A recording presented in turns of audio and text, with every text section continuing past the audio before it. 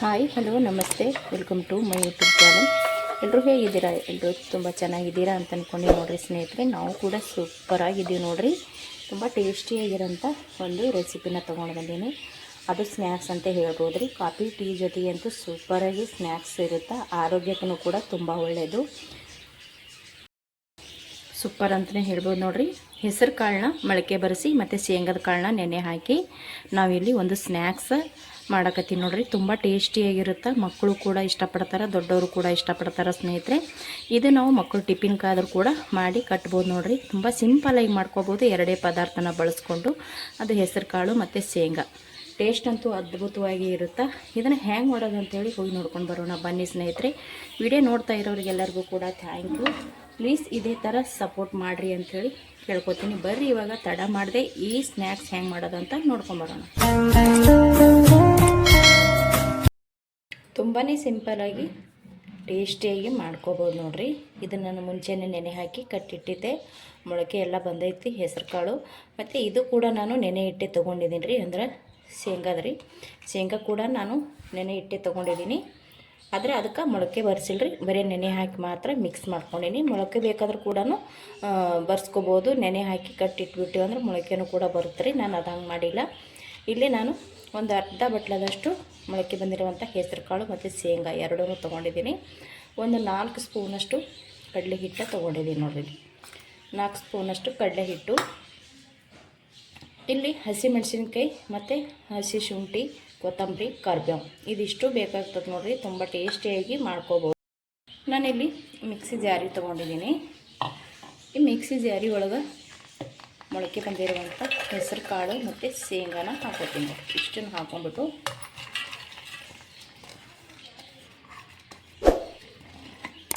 ನೋಡಿ ಇದಿಷ್ಟನ್ನು ನಾನು ಹಾಕ್ಕೊಂಡಿದ್ದೀನಿ.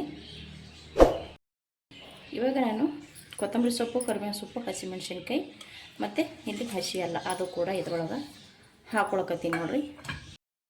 ಸ್ವಲ್ಪ ಜೀರಿಗೆ ಹಾಕ್ಕೊಳಕತ್ತೀನಿ. 4 ಸ್ಪೂನ್ ಕಡಲೆ ಹಿಟ್ಟು ತೊಗೊಂಡಿದ್ದೀನಿ ನೋಡಿರಿ. ಈ ಕಡಲೆ ಹಿಟ್ಟು ಕೂಡ ನಾನು 4 ಸ್ಪೂನ್ ಐತಿ. ಅದು ಇಷ್ಟು ನಾನು ಹಾಕ್ಕೊಂಡು ಇದಕ್ಕೆ ನೀರು ಹಾಕ್ಕೊಂಡು ನುಣ್ಣಗೆ ರುಬ್ಕೊಂಬರ್ತೀನಿ. ನೀರು ಹಾಕಿ ರುಬ್ಕೋಬೇಕ್ರಿ ಇದನ್ನು ನೋಡಿರಿ. ನಾನು ಈ ರೀತಿ ರುಬ್ಕೊಂಡು ತೊಗೊಂಡು ಬಂದಿದ್ದೀನಿ. ನಾನು ಇಲ್ಲೊಂದು ಪಾತ್ರೆ ತೊಗೊಂಡೀನಿ ರೀ. ಪಾತ್ರೆ ಒಳಗೆ ಹಾಕ್ಕೊಳಕತ್ತೀನಿ ನೋಡಿರಿ. ಇದಕ್ಕೆ ನಾವು ಹಸಿಮೆಣ್ಸಿನ್ಕಾಯಿ ಹಾಕ್ಕೊಂಡು ರುಬ್ಕೊಂಡಿದ್ದೀವಿ ರೀ. ಇದಕ್ಕೆ ನಾನು ಸ್ವಲ್ಪ ಅಚ್ಚಕಾರದ ಪುಡಿ ಕೂಡ ಸೇರಿಸ್ಕೋತೀನಿ. ನೀಟಾಗಿ ನಾನು ಇಷ್ಟು ರುಬ್ಕೊಂಡು ಬಂದಿದ್ದನ್ನು ಹಾಕ್ಕೊಂಡೀನಿ ನೋಡಿರಿ. ಇವಾಗ ಸ್ವಲ್ಪ ನಾನು ಅಚ್ಚಕಾರದ ಪುಡಿ ಹಾಕ್ಕೊಂಡೀನಿ ನೋಡಿರಿ. ಸ್ವಲ್ಪ ಒಂದು ಚಿಟಿಕೆಯಷ್ಟು ಅರಿಶಿಣ, ರುಚಿಗೆ ತಕ್ಕಷ್ಟು ಉಪ್ಪನ್ನ ಹಾಕ್ಕೊಂಡಿ ನೋಡಿರಿ. ಉಪ್ಪನ್ನ ನೋಡ್ಕೊಂಡ್ಬಿಟ್ಟು ಹಾಕೋರಿ, ಜಾಸ್ತಿ ಅದರ ತಿನ್ನೋಕ್ಕಾಗಲ್ಲ. ಅಚ್ಚಕಾರದ ಪುಡಿ, ಅರಿಶಿಣ, ಉಪ್ಪು ಹಾಕ್ಕೊಂಡಿನಿ. ಸ್ವಲ್ಪ ನಾನಿಲ್ಲಿ ಅಜ್ವೇನ ಹಾಕ್ಕೊಳಕತ್ತೀನಿ. ಅಜ್ವೇನ ಹಾಕ್ಕೊಂಡು ಚೆನ್ನಾಗಿ ಇದನ್ನು ಮಿಕ್ಸ್ ಮಾಡ್ಕೊಂಡ್ಬರಿ ಎಲ್ಲ ಕಡೆ ಬಂದಂಗೆ. ತುಂಬ ಟೇಸ್ಟ್ ಆಗುತ್ತೆ ಸ್ನೇಹಿತರೆ. ನೀವು ಇದಕ್ಕೆ ಸ್ನ್ಯಾಕ್ಸ್ ಕೂಡ ರೀ ಅನ್ಬೋದು. ಇದು ಚೆನ್ನಾಗಿ ಇವಾಗ ಮಿಕ್ಸ್ ಮಾಡಿಕೊಂಡು ತೊಗೋತೀನಿ ರೀ ನೋಡಿರಿ. ಚೆನ್ನಾಗಿ ಇದನ್ನು ಮಿಕ್ಸ್ ಮಾಡ್ಕೊಂಡಿನಿ. ಇವಾಗ ಗ್ಯಾಸ್ ಹಚ್ಚಿ ಕೂಡ ಗ್ಯಾಸಿನ ಮ್ಯಾಗ ಒಂದು ಪ್ಯಾನ್ ಇಟ್ಕೊಂಡಿನಿ ನೋಡಿರಿ. ಸ್ವಲ್ಪ ಎಣ್ಣೆ ಹಾಕಿಬಿಟ್ಟು ಇಟ್ಟಿದ್ದೀನಿ. ಇದು ಒಂದು ಸ್ವಲ್ಪ ಬಿಸಿ ಆದ ನಂತರ ನಾವು ರೆಡಿ ಮಾಡಿ ಇಟ್ಟಿರುವಂಥ ಹಿಟ್ಟನ್ನ ಹಾಕೊಳ್ಳೋ ಮತ್ತೆ ನೋಡಿರಿ. ಇವಾಗ ಎಣ್ಣೆ ಕೂಡ ಸ್ವಲ್ಪ ಬಿಸಿಯಾಗೈತಿ. ಇವಾಗ ನೋಡಿರಿ, ನಾನಿಲ್ಲಿ ಒಂದು ಚಿಕ್ಕ ಸ್ಪೂನ್ ತೊಗೊಂಡು ಹಾಕ್ತಾಯಿದ್ದೀನಿ. ಈ ರೀತಿ ತುಂಬ ಅಂದರೆ ತುಂಬ ಟೇಸ್ಟ್ ಆಗುತ್ತೆ ರೀ. ಮಕ್ಕಳಂತೂ ತುಂಬ ಇಷ್ಟಪಟ್ಟು ತಿಂತಾರೆ. ಈ ರೀತಿ ನೀವು ಮಕ್ಕಳಿಗೆ ಟಿಫಿನ್ ಬಾಕ್ಸ್ ಕೂಡ ನೀವು ಮಾಡಿ ಹಾಕ್ಬೋದು ನೋಡಿರಿ. ಮಾಡಿಬಿಟ್ಟು ಡೆಬ್ಬಿಗೆ ಹಾಕಿ ಕಟ್ಟೋದು ಸಾಕು, ಇಷ್ಟಪಟ್ಟು ತಿಂತಿರ್ತಾರೆ. ಆರೋಗ್ಯಕ್ಕೂ ಕೂಡ ತುಂಬ ಒಳ್ಳೆಯದು ನೋಡಿರಿ. ಇದು ಮೊಳಕೆ ಬರೆಸಿರುವಂಥ ಹೆಸರು ಕಾಳು ಮತ್ತು ಶೇಂಗಾ ಇರುತ್ತಲ್ರಿ, ತುಂಬ ಒಳ್ಳೆಯದು ಇದು ನೋಡ್ರಿ. ಇಲ್ಲಿ ನಾನು ಈ ರೀತಿ ಹಾಕ್ಕೊಳಕತ್ತೀನಿ. ಇಷ್ಟು ಹಾಕ್ಕೊಂಡು ಒಂದು ಸ್ವಲ್ಪ ಇದು ನಾವು ಒಂದು ಸೈಡ ರೆಡಿ ಆಗತ್ತಾನ ನಾವು ಇದನ್ನು ಬೇಯಿಸ್ಕೋಬೇಕಾಗ್ತದೆ. ಇದು ಒಂದು ಸೈಡ ರೆಡಿ ಆಗಲಿ ನೋಡಿರಿ. ಇವಾಗ ನಿಧಾನವಾಗಿ ಒಂದೊಂದಾಗಿ ಹೊಳ್ಳಿ ಹಾಕಾಕ್ತೀನಿ ನೋಡಿರಿ. ಇದು ಎಣ್ಣೆ ಕೂಡ ಜಾಸ್ತಿ ಜೊಗ್ಗಂಗಿಲ್ಲ ರೀ, ಯಾಕಂದ್ರೆ ಇದಕ್ಕೆ ನಾವು ಸೋಡಾ ಪುಡಿ ಅದೇನು ಹಾಕಿಲ್ಲ ಸ್ನೇಹಿತರೆ. ಸೋಡಾ ಪುಡಿ ಹಾಕ್ಲಾರ್ದೇ ಮಾಡಕತ್ತೀವಿ. ಟೇಸ್ಟ್ ಅಂತೂ ಅದ್ಭುತವಾಗಿರುತ್ತೆ ನೋಡಿರಿ. ತುಂಬ ಸಿಂಪಲಾಗಿ ಆರಾಮಾಗಿ ಮಾಡ್ಕೋಬೋದು ಇದನ್ನು. ನೋಡಿ ಈ ರೀತಿ ಹೊಳ್ಳಿ ಹಾಕೊಂಡ್ರೆ ಸಾಕು ನೋಡಿರಿ. ನೋಡಿ ಸಖತ್ತಾಗಿ ರೆಡಿ ಆಗಕತ್ತಾವು.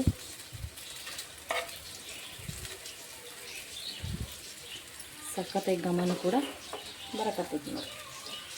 ಈ ರೀತಿ ನಾನು ಹೊಳ್ಳಿ ಹಾಕೊಂಡೆ ನೋಡಿ. ಎಣ್ಣೆ ಕೂಡ ಸ್ವಲ್ಪ ಹತ್ತೈದು. ಸೋಡಾದ ಪುಡಿ ಅದೇನು ಹಾಕೊಂಡಿಲ್ಲ ರೀ.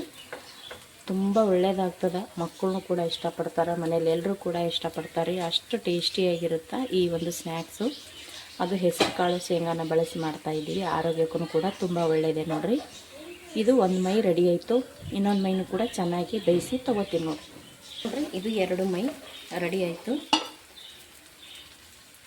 ಇದು ನಾನು ಇವಾಗ ತಗೊಂಡ್ಬಿಡ್ತೀನಿ ರೀ. ಇದಿಷ್ಟನ್ನು ತಗೊಂಡು ಮತ್ತೊಂದು ಸಲ ಕೂಡ ಹಾಕ್ತೀನಿ ನೋಡಿರಿ. 2 ಮೈ ಚೆನ್ನಾಗಿ ಬೇಯಿಸ್ಕೋಬೇಕು ರೀ. ನೋಡಿರಿ ನಾನು ತಕ್ಕೊಂಡು ಈ ಸಲ ಏನು ಎಣ್ಣೆ ಹಾಕೊಳ್ಳೋದು ಬೇಡ್ರಿ, ಹಾಗೇ ಹಾಕ್ಕೊಂಡ್ರು ಕೂಡ ನಡಿತೈತಿ. ಫಸ್ಟಿಗೆ ಒಂದು ಸಲ ಹಾಕ್ಕೊಂಡ್ರೆ ಸಾಕ್ರಿ ಎಣ್ಣೆ. ಪದೇ ಪದೇ ಹಾಕೋಬೇಕಂತೇನಿಲ್ಲ ರೀ. ನಿಮ್ಗೆ ಇಷ್ಟಿಷ್ಟು ಮಾಡ್ಕೊಳಕ್ಕೆ ಇಷ್ಟ ಇಲ್ಲ ಅಂದ್ರೆ ಕೂಡ ನೀವು ಏನು ಮಾಡಿರಿ, ನೀವು ದೋಸೆ ಥರ ಅಗಲವಾಗಿ ಕೂಡ ಮಾಡ್ಕೋಬೋದು. ನಾನಿಲ್ಲಿ ಪುಟ್ಟದಾಗಿ ಹಾಕೊಳಕತ್ತೀನಿ ಚೆನ್ನಾಗಿರುತ್ತೆ ಅಂದ್ಬಿಟ್ಟು. ನೋಡ್ರಿ ಇದು ಈ ರೀತಿ ಹಾಕೊಳಕತ್ತೀನಿ.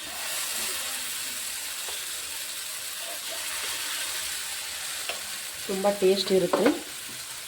ಒಂದು ಸ್ವಲ್ಪ ನಿಧಾನವಾಗಿ ಕಡಿಮೆ, ಯಾಕಂದರೆ ಒಂದೇ ಸೈಡ್ ಎಣ್ಣೆ ಆಗಿರ್ತೈತಿ. ಒಂದು ಸಲ ಎಣ್ಣೆ ಹಾಕ್ಕೊಂಡ್ರೆ ಸಾಕ್ರಿ, ಪದೇ ಪದೇ ಎಣ್ಣೆ ಹಾಕೊಂಡು ಫಸ್ಟಿಗೆ ಏನು ಹಾಕ್ಕೊಂಡಿದ್ದೆ ನೋಡಿರಿ ಅದೇ ಎಣ್ಣೆ ಐತಿದು. ಫಸ್ಟಿಗೆ ಒಂದು ಸಲ ಹಾಕ್ಕೊಂಡ್ರೆ ಸಾಕ್ರಿ, ಎಣ್ಣೆ ಹಾಕೋಬೇಕಂತೇನಿಲ್ಲ. ಆರಾಮಾಗಿ ತಾವದಿಂದ ಬಿಡ್ತೈತ್ರಿ ಇದು. ನೋಡಿರಿ ಇದು 1 ಮೈ ಚೆನ್ನಾಗಿ ಬೈದು. ಇದು ಕೂಡ ನಾನು 2 ಮೈ ಬೇಯಿಸಿ ತೊಗೋತೀನಿ ನೋಡಿರಿ. ಇದು 1 ಮೈ ರೆಡಿ ಆಗೈತಿ. ಇವಾಗ ನಿಧಾನವಾಗಿ ಹೊಳ್ಳಿ ಹಾಕೋತೀವಿ ನೋಡಿ. ಇವಾಗ ಅಷ್ಟೇ ಮಾಡಿದ್ಮೇಲೆ ಅದೇ ಸೇಮ್ ಹೊಳ್ಳಿ ಹಾಕೊಳ್ಳೋದು.